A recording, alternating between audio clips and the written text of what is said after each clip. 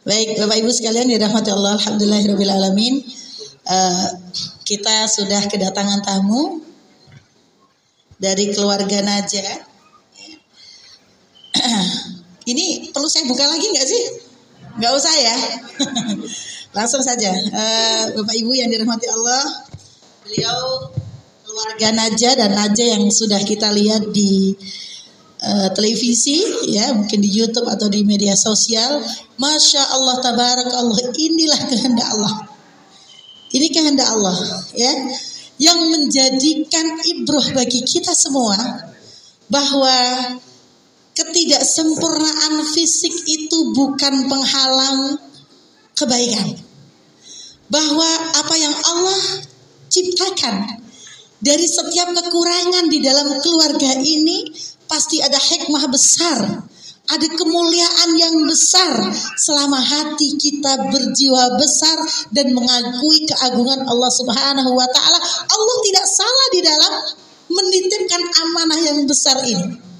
Maka Bapak Ibu yang dirahmati Allah, pada pagi hari ini kita ingin berkenalan dengan Ummu Najah, Abu Najah, dan saya perkenalkan dulu, saya Ibu, saya Ummul Imamah, Kepala Quranic School Iwan Dakwah, yaitu sekolah SD, tingkat SD untuk program Tahfidzul Quran dan kaderisasi ulama. Masya Allah, ini terima kasih atas kehadirannya.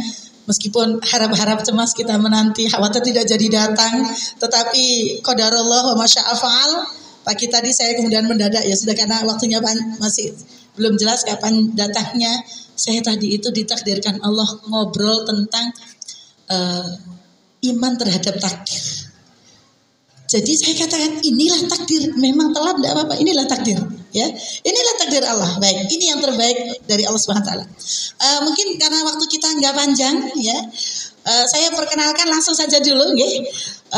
Nama Muhammad Najah Hudia Afifur Rahman, anak pertama dari 3 bersaudara. Putranya 3 ya Ibu, ya, Masya Allah, alhamdulillah. Kemudian ibu bernama Dahlia Andayani. Ya, saya hanya tahu nama ini. Untuk riwayat pendidikan saya juga belum tahu. Nanti mungkin bisa sedikit ngobrol, ya. Kemudian ayah Agus Fian Hidayatullah, ya, Agus Fian Hidayatullah. Najah ditakdirkan Allah dalam kondisi cerebral palsy, begitu ya Bu, ya. Dan sedikit tentang prestasi Najah, yaitu biidnillah, bukan karena kekuatan ibu bapak, bukan karena kecerdasan Najah, tetapi ini Allah ingin mengajarkan kepada kita bahwa dengan bergantung kepada Allah Subhanahu wa taala, apa yang mustahil menurut kita itu terwujud dengan izin Allah, ya. Najah di usia 3,5 tahun sudah hafal 3 juz. 3,5 tahun sudah hafal 3 juz. Kemudian saat usia 9 tahun sudah hafal 3 juz. 9 tahun berarti kelas 3. Kelas 4, ya, kelas 3 ya Bapak Ibu, ya, SD, ya. Ini sudah hafal 30 juz. Dan beliau juga sudah hafal, apa ini, biodatanya tadi ke saya, hafal, ada hadis juga, ya, ada hafal hadis dan sebagainya. Baik, Bapak Ibu, karena waktu kita nggak panjang dan mungkin semua juga akan ada hajat, maka mungkin ini kita persingkat. Saya modelnya bertanya, begitu ya, mewakili dari Bapak Ibu sekalian, ingin bertanya dan biar dialog kita lebih maksimal. Saya ingin bertanya kepada Ibu, boleh dipegang mic-nya Ibu, silakan. Nah, nanti saya akan juga memberikan kesempatan kepada Bapak Ibu hadirin sekalian untuk bertanya yang belum terwakilkan dari pertanyaan saya. Untuk prestasi Najah silakan di-googling, itu pasti banyak sekali prestasi-prestasi yang sudah diukir oleh anak-anak Najah, Masya Allah, tabarakallah. Dan ini Ibu, bagaimana ini perasaan Ibu ketika pertama kali mengetahui kenyataan bahwa Najah ini mengalami kelainan ini? kelainan ini. Itu kapan diketahuinya dan bagaimana perasaan Bapak Ibu pada waktu itu? Mungkin bisa diceritakan singkat ya. Bismillahirrahmanirrahim. Assalamualaikum warahmatullahi wabarakatuh. Waalaikumsalam warahmatullahi wabarakatuh. Jadi kalau ditanya bagaimana perasaannya, saya seringkali susah mengungkapkan. Oh iya. Susah mengungkapkan dalam artian karena masih kita ini banyak kekurangan. Yes. Kita manusia yang tidak sempurna. Ketika Allah memberikan ujian kepada kita yang saat itu rasanya tidak sanggup, ya. Saat itu rasanya kenapa saya ya Allah? Ada pertanyaan seperti itu, kenapa saya ya Allah? Tapi kembali lagi, saya mengingat, terutama saya, mungkin nanti dari abinya bisa ya, ini perasaan dari saya sebagai seorang ibu. Saya termenung malam-malam setelah mengetahui kondisi Najah. Kenapa saya? Apa yang sudah saya lakukan? Apakah saya pernah berbuat salah? Ternyata jawabannya bukan kenapa saya dan apa yang sudah saya perbuat apa salah, tapi saya lihat nikmat Allah itu kepada saya begitu besar. Jadi saya tidak pernah merasakan yang susah dalam hidup saya. Orang tua yang sangat perhatian, yang memperhatikan semua kebutuhan dan lain sebagainya, dari pendidikan, dari semua. Allah mudahkan kehidupan saya sampai akhirnya Allah menitipkan seorang anak yang menurut kami ini berbeda dengan yang lainnya. Jadi saat itu saya berpikir, ya Allah, ini saatnya. Ini saatnya saya dapat ujian dari Allah. Mungkin Allah ingin melihat selama ini dikasih kemudahan, dikasih kebahagiaan, dikasih semua sama Allah. Dari segi pendidikan, dapat predikat terbaik. Pokoknya semua Ustazah, baik-baik semua. Tanpa ada usaha yang maksimal yang saya lakukan. Sedikit saja tapi hasilnya bagus. Sedikit saja usaha hasilnya bagus. Tapi ketika Allah memberikan amanah ini berupa anak yang sulit saya mengungkapkan bagaimana perasaan. Karena kata dokter waktu itu ini anak tidak bisa menjadi apa-apa Ustazah. Oh subhanallah. Ya subhanallah itu yang saya lakukan. Jadi dalam hati saya, ya Allah ini saatnya ya Allah. Ujian itu akan saya jalani. Bismillah, insya Allah saya mampu. Itu yang membuat saya bangkit. Saat dokter mengatakan anak ini gak akan jadi apa-apa, ibu punya keyakinan satu, nikmat Allah begitu besar. Kemudian yang kedua, insya Allah mampu dengan izin Allah. Dengan izin Allah. Begitu ya. Saya kembalikan lagi semua punya Allah. Gitu. Jadi ini Najah, anak yang seperti ini punya Allah, itu jadi yang menguatkan Ustazah. Jadi ketika ada rasa capek, ketika ada tidak enak, ketika kita membawa anak seperti ini dilihat sama orang tuh melihat kayak memandang sebelah mata gitu. Tapi nggak sakit, tapi itu adalah titik di mana saya merasa paling dekat sama Allah. Itu saya merasa kalau ada orang yang melihat dengan bagaimana caranya gitu, capek saya gendong, capek saya urusin, itu adalah titik terdekat saya malah dengan Allah. Terus saya bilang, ya Allah, ya Allah, ya Allah, tolong saya ya Allah, bantu saya ya Allah. Itu adalah air mata paling tulus dalam hidup saya setiap susah merawat Najah Ustazah. Yang lain-lain mungkin ada ada berbaur dengan duniawi atau apa, tapi ketika betul-betul mengangkatnya dengan susah payah, mengurusnya itu, dan ketika rasa itu adalah titik terdekat saya sama Allah. Jadi saya merasa ada rasa syukur, ya Allah, syukur saya merasa betul-betul menghamba sama Allah. Allah bantu saya gitu, insya Allah. Insya Allah. Ya. Baik, boleh tahu pada waktu itu ini berarti anak Najah anak pertama. Anak pertama usia berapa Ibu pada waktu melahirkan Najah? Gitu. Saya waktu usia 28 ya Pak. 28. Bapak 28. usia? Sama. Oh, jadi kami ini teman sekolah Pak? Iya, teman kuliah. Teman kuliah. Masya Allah. Ya. Baik. Berarti cintanya sedang diuji oleh Allah. Dan justru sesungguhnya dengan adanya ujian ini cintanya bertambah-tambah. Betul, cinta insya Allah. kepada Allah dan mestinya kedekatan suami istri harus saling menyupport ini ya. Betul, Jadi cintanya semakin bertambah antara suami istri kan saling menguatkan mestinya Betul, itu. betul. Saling menguatkan dan semakin dekat dengan Allah. Ini pelajaran berharga Bapak Ibu bahwa ketika kita diuji oleh Allah Ta'ala itu bukan penghinaan. Kalau orang memandang itu hina, tetapi kita belajar pada hari ini ketika orang memandang sebelah mata kita, justru sesungguhnya itulah titik terdekat kita dengan Allah Subhanahu wa Ta'ala. Itulah hidayah Allah. Itulah hidayah Allah. Jadi kalau antum mendapati anak kekurangan dan sebagainya kok nggak seperti ekspektasi, justru di situ adalah titik terdekat kita dengan Allah. Pelajaran berharga pada hari ini. Baik, mungkin ada lagi yang disampaikan atau dari Pak siapa tadi? Pak Agus ya. Oke. Baik, silakan Pak. Mungkin dari sisi Bapak. Ini kan menggali perasaan ini judulnya. Oke, dari Bapak. Mungkin biar Bapak juga bisa mengambil ibrah dari ini. Ya. Bismillahirrahmanirrahim. Assalamualaikum warahmatullahi wabarakatuh.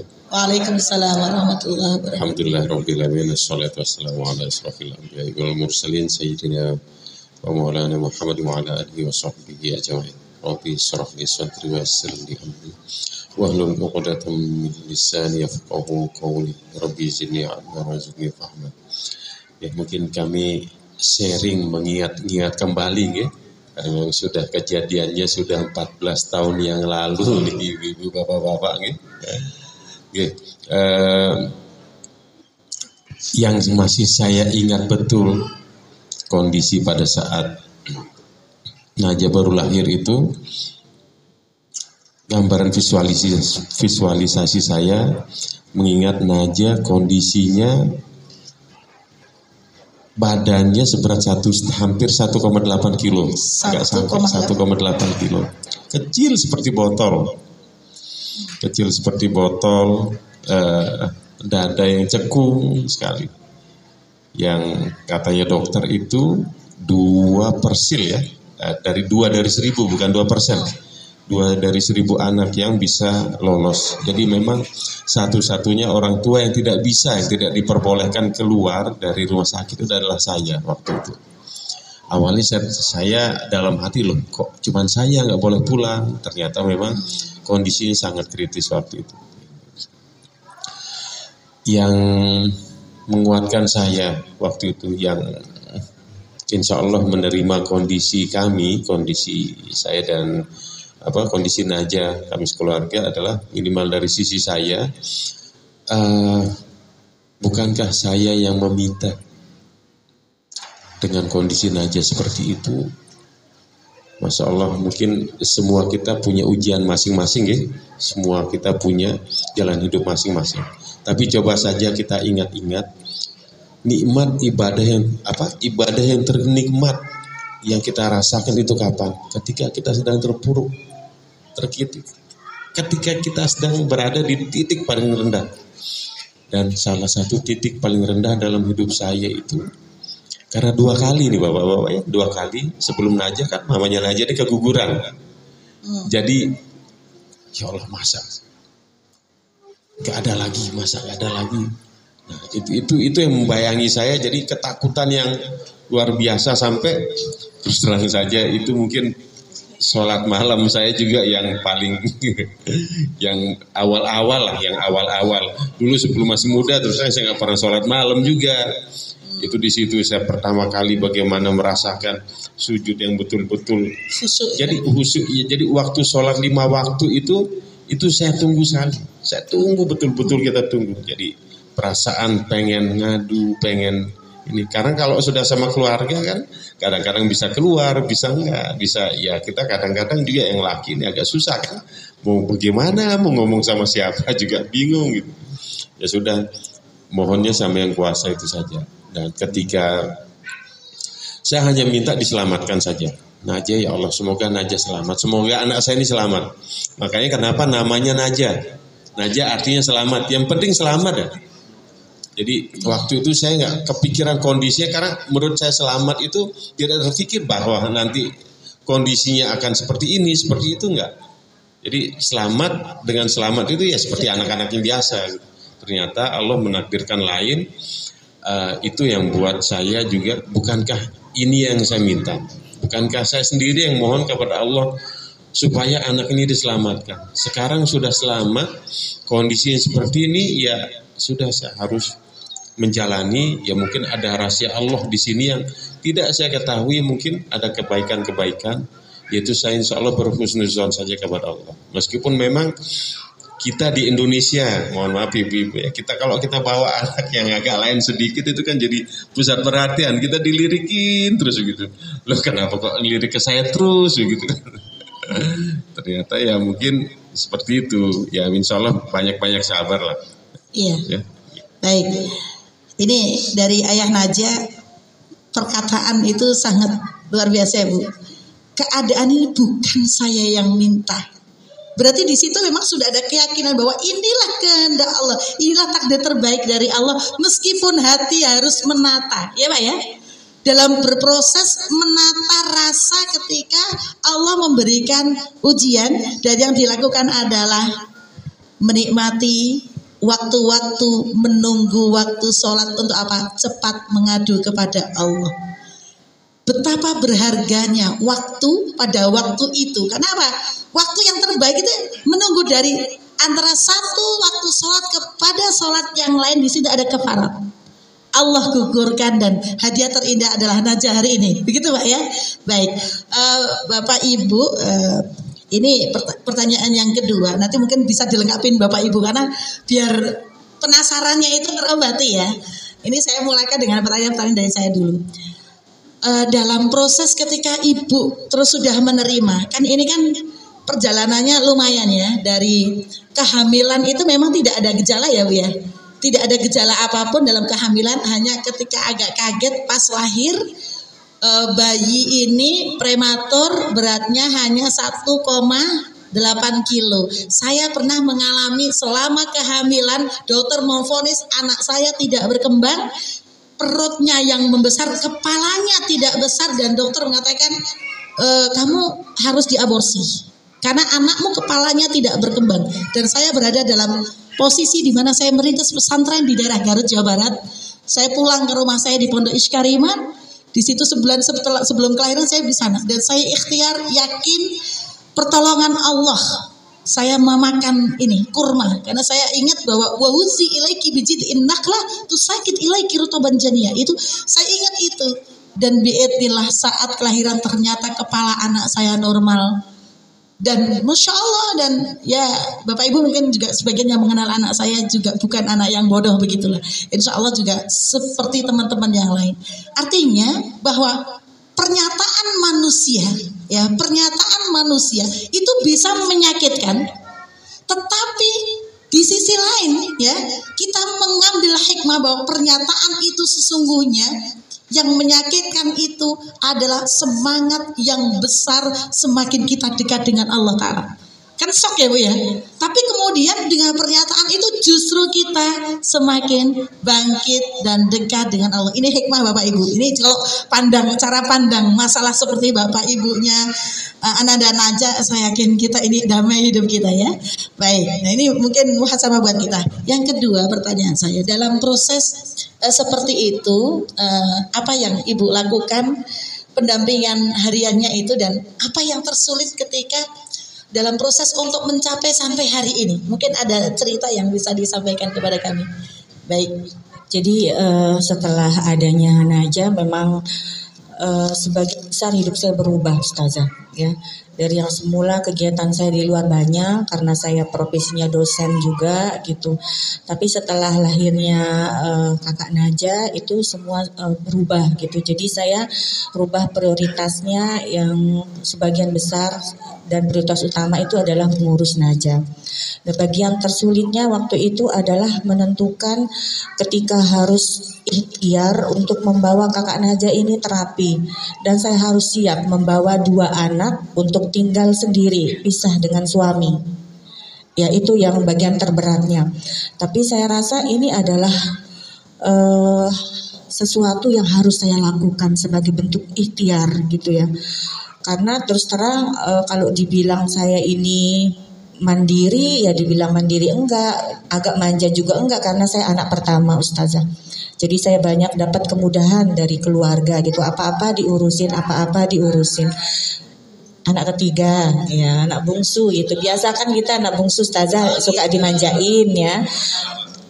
Dikoreksi. Masya Allah.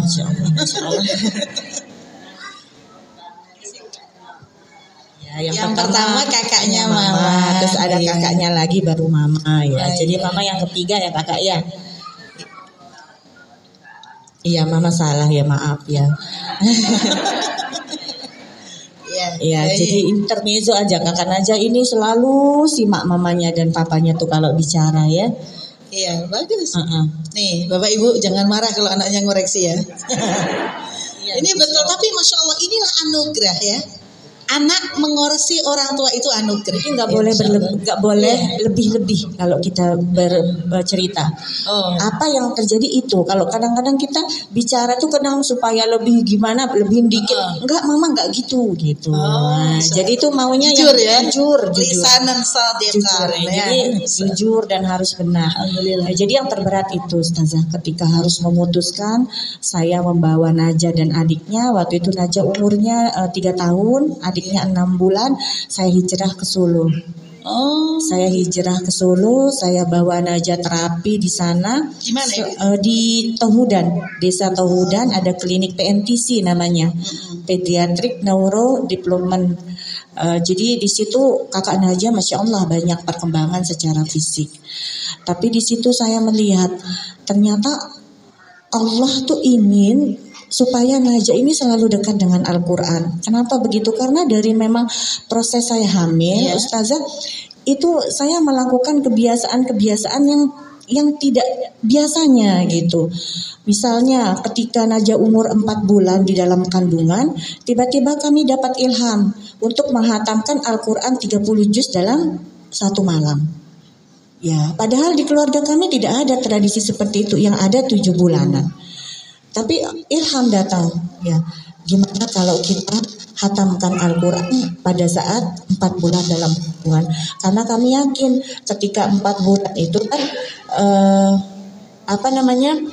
kami ingin gitu supaya ketika aktif pendengarannya itu yang didengar pertama kali itu adalah bacaan ayat suci Al-Quran secara utuh 30 juz. Itu yang kami yakini. Dan air yang diletakkan di depan halakoh tempat membaca Al-Quran itu saya minum sebagai sifah supaya Allah menjaga janin yang ada di dalam kandungan. Qadarullahnya lagi Naja lahir prematur. Ketika lahir prematur kondisinya kritis, yang terpikir saat itu Allah ilham untuk menyetelkan murotal yang menemaninya di dalam inkubator, di dalam ruang NICU itu. Itu kalau bukan karena Allah kami tidak akan terpikir. Itu Allah semua yang menggerakkan. Kemudian yang kedua lagi setelah pulang, kondisi Naja menangis terus. Kami kebingungan semua apa yang terjadi dengan anak ini. Setelah dibawa pulang kok menangis terus. Akhirnya kami coba setelkan Al-Quran. Naja diam. Nah, itu yang membuat kami juga mendengarkan lagi. Dengan tujuan apa? Supaya tenang. Dia nggak nangis. Allah ilhamkan kami lagi untuk memperdengarkan Al-Quran. Begitu juga dengan ketika di Solo. Ketika di Solo frekuensi kami memperdengarkan Al-Quran itu agak berkurang. Karena apa? Karena terlalu banyak jadwal terapinya Naja. Allah ilhamkan lagi. Dipertemukan dengan seorang anak yang seperti kondisi kakak Naja. Bisa hafal Al-Quran. Dan saat itu Allah membuka pintu hati saya bahwa ternyata anak seperti ini bisa hafal Al-Quran. Dari situ semangat saya muncul Ustazah. Itu sebentar, yang dipertemukan di Solo berarti ya? Di Solo, waktu di Solo. Ada juga anak seperti itu? Ada juga anak seperti Naja ini yang cerebral palsy, terapinya bareng-bareng. Tapi ibu-ibu di sana kan biasa, namanya ibu-ibu ya, kalau lagi terapi kan kita kumpul. Anak kita di terapi kita kumpul nih. Ngobrol terus dicari, Bunda Naja apa? itu lihat anak yang di pojokan itu. Iya kenapa? Itu tuh anaknya hafal Quran 17 juz katanya. Masya Allah. Masya Allah gitu. Iya katanya gitu. Nah akhirnya apa yang saya lakukan? Saya berteman dengan mamanya. Saya dekatkan Siapa aja. Namanya Mas Fajar Abdurrahim dari Bandung. Fajar. Mas Fajar. Ya. Nah, pasti tahu Ustazah. Mas Fajar. Jadi yang saya lakukan, saya tertarik sekali. Gimana hari-harinya kok bisa anaknya hafal Quran? Saya minta kenalan, saya minta nomor HP, saya minta bunda nanti kalau ada waktu boleh saya main ke rumah. Saya pengen tahu seperti apa di rumahnya itu. Kegiatannya hari-hari dari pagi sampai malam apa sih? Pengen saya tiru seperti itu. Kok sama? Enggak. Sebelumnya ya udah, terus akhirnya pas dekat saya tanya, Mbak Heni, karena saya seumuran ya, jadi manggilnya Mbak Heni. Itu mamanya Fajar kan namanya Mbak Heni. Mbak Heni, gimana kok bisa Mas Fajar hafal Quran? Gak tahu saya mah, katanya gitu. Memang di rumah itu, rumah kami setting itu selalu murotal. Loh, kok sama dengan Naja? Saya bilang gitu. Iya gitu aja, diteruskan aja. Nanti lama-lama bisa kok hafal Al-Quran. Yang penting bisa bicara katanya. Nanti spontan aja pasti bisa, kata mamanya Fajar gitu. Nah itu yang membuat kami semangat. Oh ya sudah, berarti sama yang kami lakukan dengan Mas Fajar gitu. Akhirnya kami meneruskan untuk memperdengarkan Al-Quran. Nah, jadi Allah ilhamkan semua. Perjalanan kakak Naja itu tidak terlepas dari Al-Quran gitu. Nah setelah kami bawa kakak Naja pulang dengan kondisi, alhamdulillah saat itu kakak Naja bisa jalan pakai tongkat, Ustazah. 3 tahun setengah terapi, bisa jalan pakai tongkat, bisa merambat di tembok, jalan gitu bisa. Akhirnya kami bawa pulang ke rumah. Nah ketika Naja usianya 8 tahun itu tiba-tiba Mbak Heni nelpon, mamanya Fajar. Gak tahu padahal sudah lama kita gak kontak, tiba-tiba telepon. Katanya, Mama Naja mohon doanya ya, katanya. Mas Fajar ini mau pergi haji, katanya. Oh Masya Allah, iya dapat hadiah karena sudah selesai hafalan 30 juz gitu. Saya nangis Ustazah, saya nangis waktu itu. Ya Allah, nanti apa yang saya jawab ketika saya ditanya sama Allah? Ini kamu sudah dipertemukan dengan Mas Fajar. Nanti kalau Naja nggak hafal Al-Quran saya ditanya. Nggak tahu, tiba-tiba Allah mungkin ilhamkan juga. Saya punya perasaan ketakutan saat itu, saat mendengar Mas Fajar sudah hafal 30 juz. Saya harus nih. Akhirnya cerita sama kakak Naja. Kakak Naja, Mas Fajar sudah selesai hafalan 30 juz. Sampai saya nangis. Terus Naja diam. Kalau gitu Naja mau hafal Quran Mama, katanya gitu. Itu usia 8 tahun. 8 tahun tadi ya? Iya. Kalau gitu Naja mau hafal Quran Mama seperti Mas Fajar, katanya. Oh ya sudah nak. Nah dari situlah saya carikan guru dan lain sebagainya gitu untuk kakak Naja hafal Al-Quran. Dan itu juga yang terberat dalam hidup saya ketika 3 tempat menolak, 3 atau 4 tempat menolak. Di mana ini? Di Lombok. Di Lombok. Kan Naja udah pengen hafal Quran nih usia 8 tahun.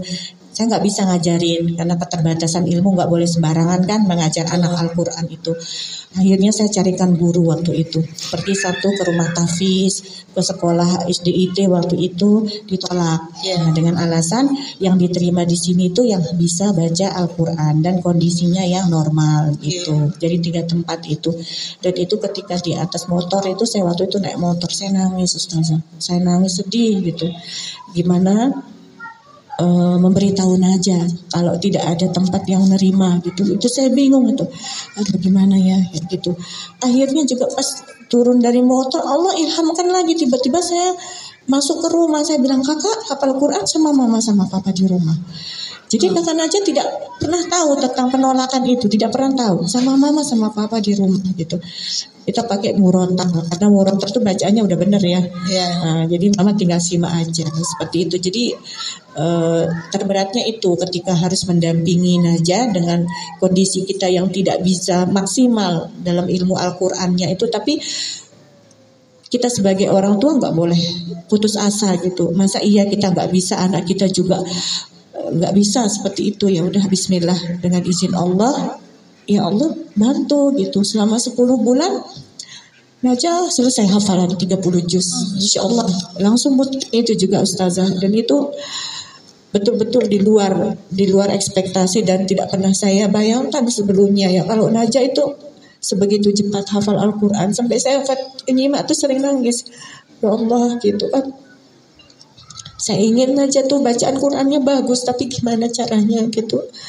saya harus bawa kemana gitu, gimana belajarnya. Saya selalu merasa ya Allah nak, gimana ya, karena kondisi Najah ketika umur 9 tahun saya bingung, karena setiap guru yang datang mengajarkan itu selalu nyerah, udah bunda dilanjutkan aja. Memang karena kakak Najah nggak bisa, kalau ditahsin yang namanya lidah menjulur ke depan dia nggak tahu, suruh monyong aja nggak tahu namanya monyong. Jadi semua hal yang berhubungan dengan gerakan kakak Najah nggak bisa. Semua yang berhubungan dengan motorik ya. Motorik, tapi keajaiban Allah, kakak Najah bisa dengan sendirinya Ustazah, tanpa ada guru. Allah yang membimbing tahsinnya, tanpa ada guru. Jadi dia mencoba sendiri loh, udah benar haknya, udah bersih gitu ya. Ininya udah bagus. Padahal kalau kita yang ajarin sampai kita tarik, kadang lidah menjulur begini, nggak bisa Ustazah. Itu keajaiban Al-Quran itu, ketika Allah sudah bilang Najah bisa, insya Allah Najah bisa, entah bagaimanapun caranya. Baik, ini sepertinya saya membayangkan ibu-ibu, bapak-bapak ini tertarik pengen tahu teknis cara ngajarinya itu. Apakah dengan ditalkin atau hanya dengan murotal terus ibu nyimak, terus caranya itu apakah per ayat atau per halaman atau seperti apa? Begitu ya Bu ya kayaknya ya. Nah, mungkin teknis pengajaran di awal ketika pertama kali mulai menghafal, karena kan kita tahu kondisinya seperti ini. Kalau anak-anak normal kan ibunya membacakan, anak langsung ngikuti. Ya, betul. Sementara kondisi Najah dengan seperti ini nih, gimana awalnya? Ini nguji sabar. Ayo ibu-ibu kalau nggak sabar awas lo ya. ini. Jadi yang pertama itu secara otodidak, itu entah kapan Najah hafal, itu 3 juz terakhir sudah dihafal. 3 juz terakhir sudah dihafal. Itu tiba-tiba sudah hafal dari YouTube. Oh, karena nonton? Iya, karena nonton. Jadi kalau misalnya saya tinggal pergi ke kampus atau kerja yang lain, tuh saya setelkan juz 30 di YouTube. Terus yang liatin. Ya, terus kakak Najah lihat ini ya, mama pergi dulu, iya gitu. Nah, terus besoknya setelinnya yang juz 28, juz 29, juz 30. Dan yang bikin kaget itu ketika Najah sekolah, itu gurunya yang telepon. Katanya, Bunda, Najah dites dari Syekh saya di Mekah katanya. Najah mungkin hafalannya 3 juz yang akhir gitu. Oh iya Ustadz, nah itu saya baru tahu. Baru tahu, dikasih tahu ustadznya di sekolah, karena saat itu kakak Najah ngaji. Nah ketika di juz udah 3 juz itu aja, karena saya nggak tahu bagaimana Najah mau menghafal Al-Baqarah, nggak tahu saya. Kalau yang di juz 30 kan tinggal dengerin per surat ya, Al-Muluk gitu, surah Al-Qiyamah, semua bisa didengar cepat ya. Iya, itu kan cerita kakak. Gimana kakak Najah boleh cerita? Gimana waktu kamu belajar menghafal pertama kali? Coba nih Ustazah pengen belajar nih dari kakak Najah nih. Nah waktu itu Najah Mic-nya mungkin. Ya di situ di YouTube di disetel di YouTube. Kakak Najah nonton YouTube. Ya tapi Al-Quran. Iya. Itu sendiri. Akhirnya pas Najah sekolah kan, Najah dites masih dari guru Najah di sekolah. Katanya mama di telepon, mama Najah ini hafalan Najah sudah mungkin mama bertahu. Bersama tahu gitu. Masya Allah. Kakak Najah, Ustazah boleh tanya nih, kakak Najah itu suka sama Quran? Alhamdulillah suka. Kenapa kakak Najah suka Quran? Karena Quran itu akan menemani kita di alam kubur. Masya Allah. Dan akan memberikan syafaat kepada kita di yang akhirat. Lalu kita misalnya di pastikan masa terakhir Quran itu akan menolong. Allahu Akbar. Al-Quran akan menolong. Iya. Ya. Jadi memang waktu kecilnya kami selalu bilang sama Najah nggak selamanya sama mama ya. Iya. Nanti kalau mama udah pergi duluan atau Najah udah besar atau gimana, semua kita akan meninggal gitu. Terus gimana kata Najah?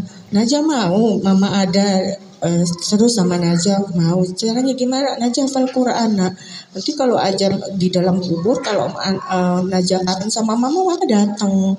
Kalau Najah pengen sesuatu, Quran itu akan menjadi apa yang kakak mau gitu. Jadi itu kayak tertanam di dalam dia.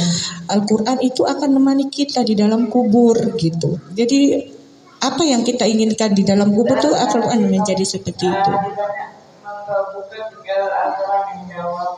Itu tinggal Al-Quran yang jawab. Iya, pertanyaan malaikat. Gitu. Kakak Najah kalau sehari-hari murojaah hafalannya? Alhamdulillah Sering murojaah, selalu murojaah ya. Setiap hari. Ada ketentuan berapa juz gitu setiap hari? yang wajibnya 2 juz, kalau yang Wajibnya 2 juz. 5 juz. Yang tergantung 5 juz. Oh, maksudnya kondisional ya. Yang kondisional 5 juz, yang wajibnya itu mewajibkan dirinya 2 juz begitu. Iya. Kalau kakak Najah ini bisa baca ya Bu ya? Belum bisa. Belum bisa. Bisa Latin. Kalau Latin sudah agak bisa sekarang. Al-Quran yang belum bisa. Al-Quran dulu belum belajarnya lebih dulu belajar Iqra daripada menghafal. Iya. Karena umur 5,5 tahun aja sudah sekolah, udah diajarkan. Tapi Allah belum takdirkan. Tapi tetap kita ikhtiarkan. Ya, Berarti bukan untuk proses membaca ini masih dalam proses belajar. Iya, ada guru yang datang ke rumah untuk mengajarkan membaca Al-Quran. Iya, baik. Berarti ini peran penting dari orang tua. Anaknya belum lancar membaca, tetap punya peluang besar bisa menghafal Quran dengan cara apa? Audio, ya, audio atau visual sambil nonton itu buat menghilangkan kejenuhan ya. Nah itu, jadi Bapak Ibu yang dirahmati Allah, begitu teknis di dalam pengajaran Najah dalam ini. Pertanyaan saya kepada Bapak mungkin ya Pak, dalam proses menghafal Quran ini, apakah dalam diri Bapak sendiri juga ada keinginan menghafal Quran sebagaimana Najah itu Pak? Gitu. Iya, tentu saja pasti hampir semua orang ya punya keinginan untuk belajar menghafal Quran ini. Cuman memang kalau saya mungkin sedikit saya ceritakan, memang kalau terus terang kalau dari sisi mamanya Najah, memang mamanya Najah ini juga baru tahu ternyata ada orang yang menghafal Quran itu setelah Najah ada. Itu memang fakta yang memang kita sama-sama tahu ya, bahwa ternyata ada orang yang menghafalkan atau ada orang yang memang secara khusus mempelajari tentang Al-Quran. Nah kalau dari saya sendiri memang sudah terbiasa juga mendengar karena banyak keluarga ya hafal Quran juga. Cuman saya itu memang ketika SMP dulu. SMP dulu karena saya memang di MTS ya waktu itu di MTS, jadi kecenderungan untuk ke sana itu ada, tapi sebatas itu Ustazah. Meskipun sampai sekarang belajar sendiri untuk selalu, paling tidak yang saya tekankan malah bukan menghafalnya, yang paling tidak satu hari itu selalu berinteraksi, itu saja dulu yang saya tekankan. Berinteraksi dengan Al-Quran. Jadi ada tahapan-tahapan yang saya pikir harus saya lalui dulu. Yang pertama ini paling tidak saya harus membaca 1 surat dulu, meskipun itu target saya. Sejak Najah, Najah ini juga jadi guru kami juga. Najah ini jadi guru kami juga. Saya paling kalau membaca Al-Quran itu paling mentok dalam setidak-tidaknya, kalau bukan Al-Kahfi, Yasin itu. Nah misalnya Al-Kahfi, Yasin. Sebelum ada Najah. Yasin itu kalau kita lagi sakaratul maut bisa meringankan sakaratul maut. Yasin meringankan sakaratul maut, insya Allah. Ya, artinya seperti itu kondisi kami, Ustazah. Jadi kami ini memang bukan yang setiap hari, bukan bermaksud ini ya, tapi artinya dengan pelajaran, mungkin Allah juga mau memberikan pelajaran ke kita semua bahwa orang yang memang tidak setiap hari selalu berinteraksi dengan Quran saja, insya Allah kalau memang Allah izinkan, ya seperti Najah, ya artinya bukan dari orang tua yang memang bukan penghafal Quran juga, kalau Allah izinkan bisa saja di mana saja, ya, bisa di mana saja ditaruh. Ya. Jadi kalau kami juga berusaha, target kami supaya bagaimana berinteraksi dengan Al-Quran dulu setiap hari. Malah kalau dulu tamu-tamu saya, karena memang saya kan bekerja juga Ustaz. Iya. Jadi tamu-tamu saya itu kadang-kadang kalau datang habis maghrib gitu kan. Nah, jadi Najah ini sama mamanya disimak itu setelah asar, biasanya jam 5 kan. Jam 2 sampai jam 5 itu lah. Nah kalau saya sering keluar, biasanya keluar di depan, maksudnya di depan ini. Ya sudah, sejak Najah belajar Quran itu saya ditarik-tarik, nggak boleh keluar dulu. simak dulu. Jadi memang dipaksa untuk lebih baik begitu kan. Mungkin secara tidak langsung, kalau tidak dari saya ya ternyata dari Najah yang memaksa. Jadi seolah-olah kami juga tanda kutip ya ibu-ibu, bapak-bapak, seolah-olah kami dipaksa terus dengan kondisi ini. Kondisi yang membuat kami memperdengarkan Quran secara terus-menerus dari Najah, sejak Najah ini kan karena kondisi kesehatan juga.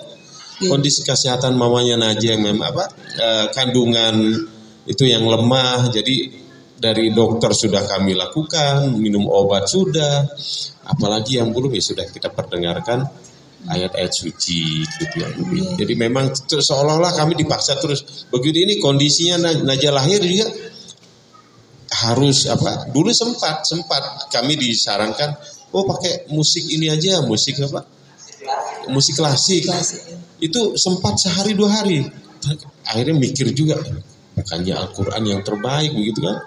Jadi balik lagi, jadi dipaksa terus dengan kondisi Najah juga seperti itu. Iya. Baik. Kalau ibu juga semangatnya sama gitu, atau mungkin mengiringi menghafal. Oh, masya Allah. Karena Najah ya. Yes. Ini sebenarnya kami lihat mujizat Al-Quran, keajaiban Al-Quran di situ. Kalau memang hanya dengan mendengar saja kita bisa hafal Quran dan membaca,